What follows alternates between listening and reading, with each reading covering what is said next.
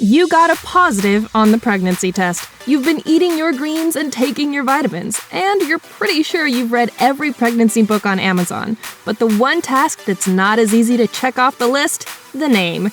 You know, the name your precious bundle will probably go by for the rest of his or her life. And the decision is totally on you. No pressure, right? With baby naming, it's easy to fall into the trend trap. But what sounds perfect on your favorite TV character or pinned up on that picture-perfect Pinterest nursery today may not sound so great on your little angel 10 or even 20 years from now. Not to worry, here are some baby names that might not work so well in 10 years. Madison.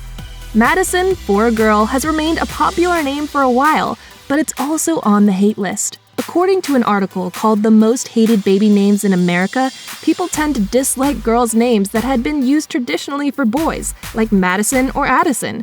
Of the people surveyed for the most hated name list, most of them couldn't say why the name was so unappealing. The article said it just seemed great on people. Those people might have been pretty annoyed by the classic 80s movie Splash, where the mermaid selects Madison for her human name. Madison, I like Madison.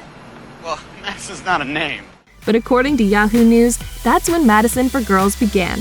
That's not to say that you should avoid genderless names because other people don't like them, but Madison in particular seems to garner more ire every year. North. Though Kim and Kanye weren't the first to think of naming their child after a cardinal direction, they certainly brought the idea to the public's attention. According to Mashable, records show that parents have been naming their kids North, South, East, or West as far back as 1790. I'm North. See your name on maps. This is not to say that Baby North has skyrocketed to the top of the popularity list, but it has increased its standing. In 2004, it wasn't even on the radar of the Social Security Administration. But by 2013, there were 20 little Norths crawling around the US in all directions. It wouldn't be the first time that a celebrity went a little wacky with their baby name. In fact, North is tame compared to the likes of Bronx Mowgli, son of Ashley Simpson and Pete Wentz, Blue Bear, the son of Alicia Silverstone, and Moon Unit, daughter of Frank Zappa. The thing is, a celebrity kid is born into weirdness. A normal life was never expected of them, nor of their name, so we might have to give them a pass. Destiny. This one was high on the list of hated baby names for girls. Destiny, it seems, is a lose-lose situation. To some, she's either too virtuous, along with hope, faith, and grace, or she is too stripperish, similar to Heaven or Candy. As Julie Ryan Evans from Cafe Mom says, it's been around the pole a time or two. If you're worried that the name you have in mind will come off a little too exotic, Evans suggests that you Google image search it first. If the pictures that come up are of women in barely their attire, then you might have your answer. Elsa.